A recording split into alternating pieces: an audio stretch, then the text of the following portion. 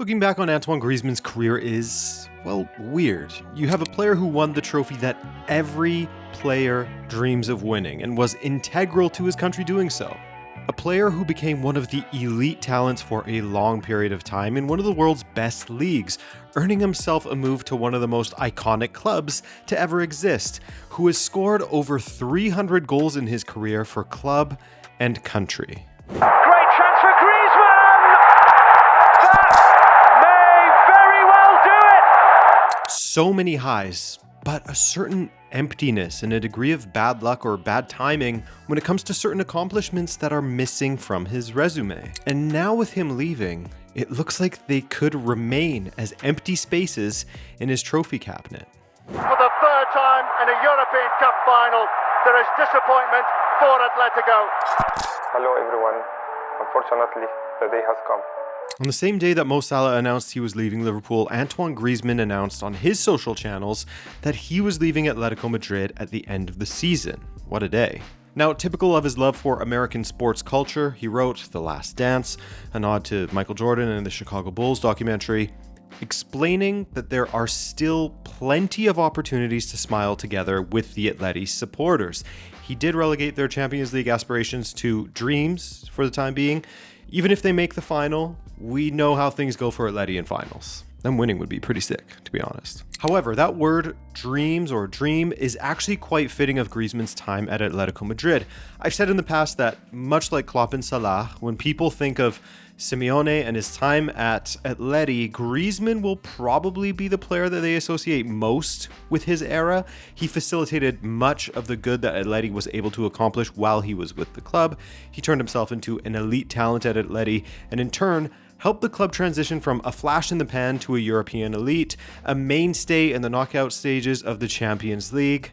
But again, there's that empty space in the cabinet.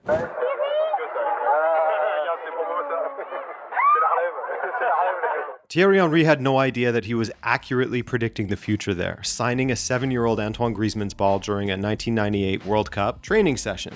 However, Griezmann had to fight for his talent to be seen and embraced. Famously, he was rejected by many top clubs in France, so he made his way to Spain, where Real Sociedad showed the belief in him that he deserved. He contributed to their promotion back into La Liga as an 18-year-old. He helped them clinch Champions League qualification after 3 seasons in the top flight and became a skilled, incredible nuisance to the rest of La Liga.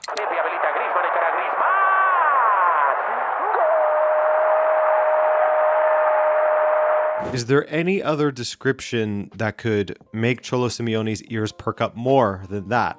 A skilled, incredible nuisance.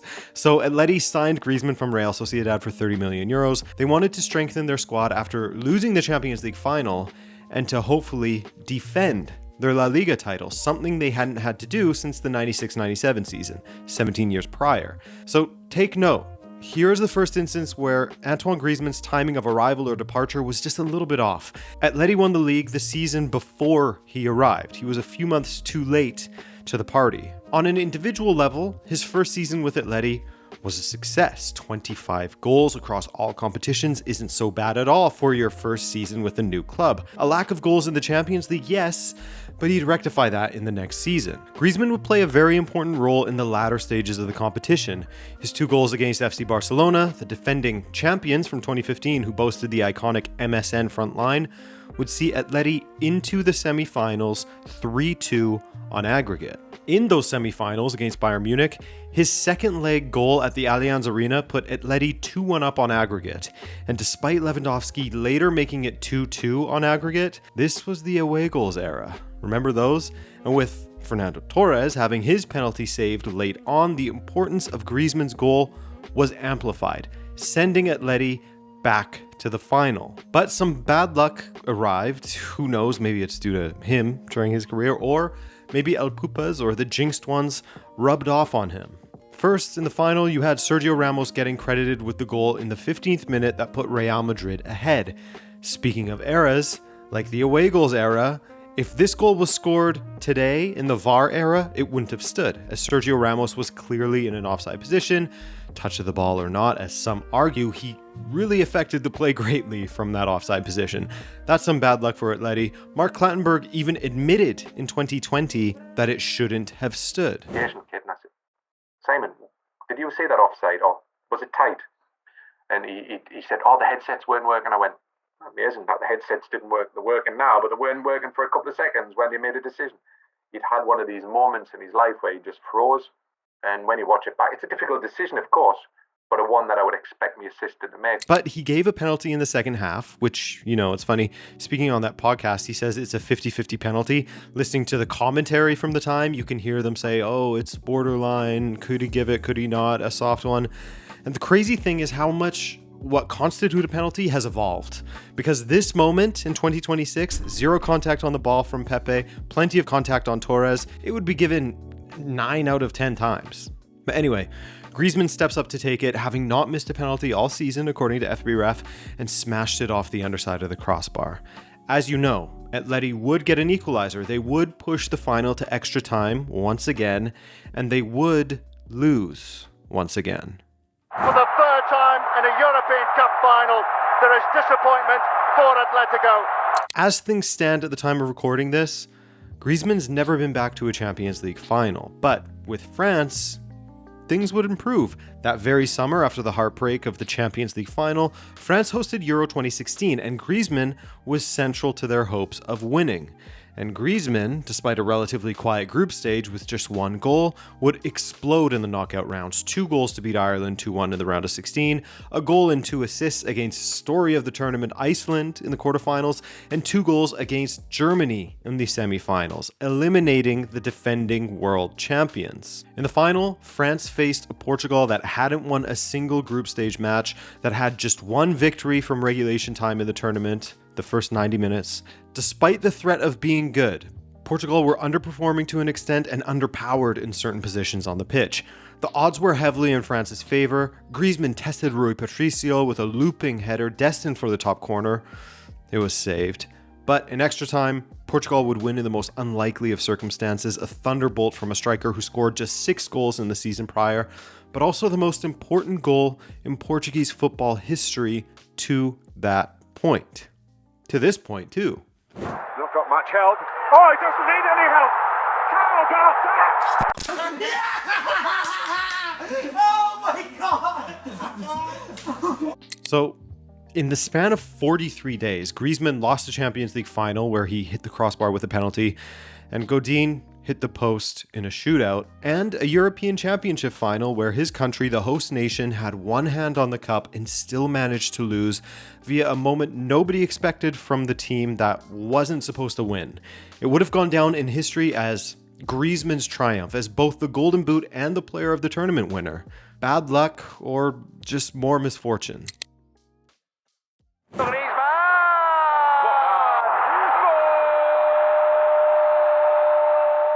2 years pass and Griezmann has right the wrongs from 2016. Despite Atleti struggling in the Champions League, Griezmann goes on a tear in the Europa League knockout round, scoring 6 goals, including 2 in the final, and 4 assists in 8 matches, leading Atleti to their 2nd European trophy since 2012. Not the one they really want, but a triumph all the same. At the 2018 World Cup, Griezmann gets 4 goals and 4 assists with a goal contribution in every match of the knockout stage, which included a goal in the final itself, as well as playing in the ball that Mandzukic scored an own goal from. But since Euro 2016, a new name has emerged and become the talk of the country, a certain Kylian Mbappe. His star power outshines Griezmann. Modric's unbelievable run to the final with a beloved Croatian team, that outshines Griezmann as well, as Modric takes the player of the tournament accolades. And that actually extended to the Ballon d'Or for that year as well. Despite being instrumental in Atleti's Europa League triumph, as well as France's World Cup triumph, Griezmann finishes 3rd in the Ballon d'Or rankings, behind Cristiano Ronaldo and Luka Modric. And so, in search of both a Champions League title and a La Liga title, the ones that eluded him, because he arrived at Atleti a year too late, Griezmann swapped Madrid for Barcelona.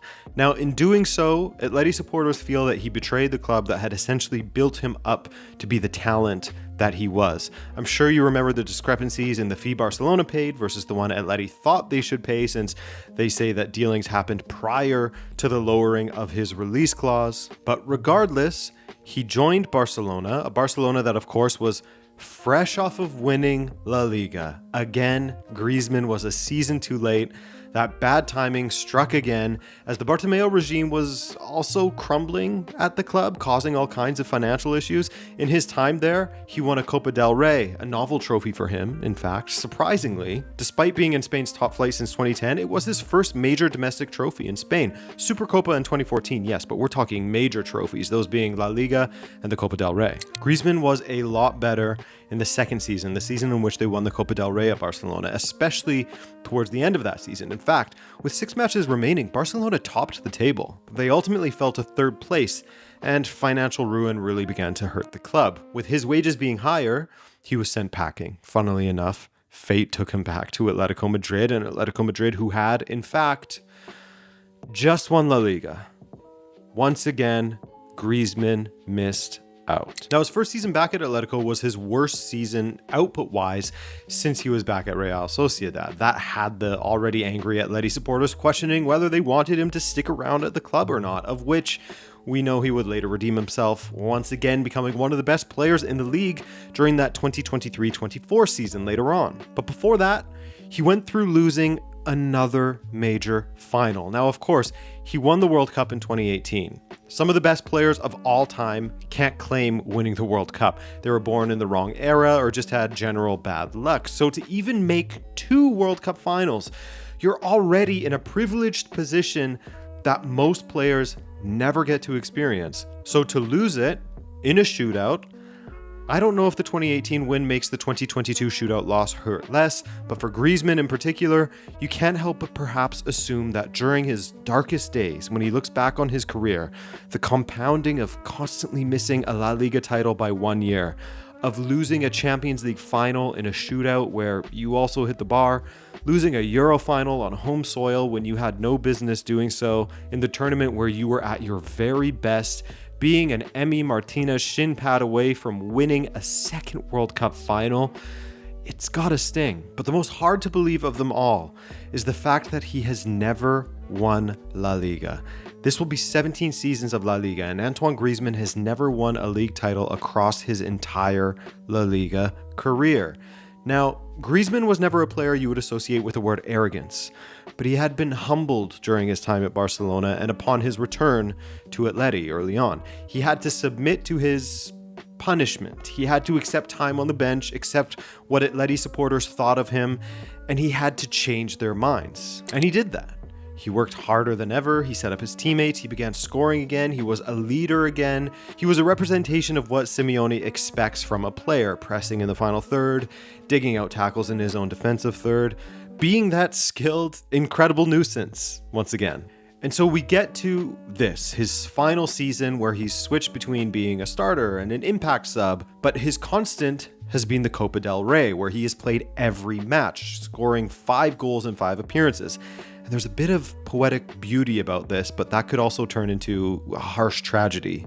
Atletico Madrid could win Copa del Rey against the club that gave him a chance and started his career, Real Sociedad. It would be the first domestic trophy that Griezmann has won with Atleti, the club he is synonymous with. Or things could take a dark, more tragic turn and mimic his La Liga luck. Then the club that developed him, Sociedad, will snatch that title away.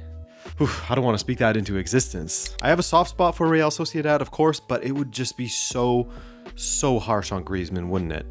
Anyway, if you took anything away from this video, it is this. Atletico Madrid are winning La Liga next season. And Antoine Griezmann's career, more seriously now, is a great career that was so close to being almost unfairly great if he had a little more luck or better timing. As always, thanks for watching, and I'll see you guys in another video soon. Take care.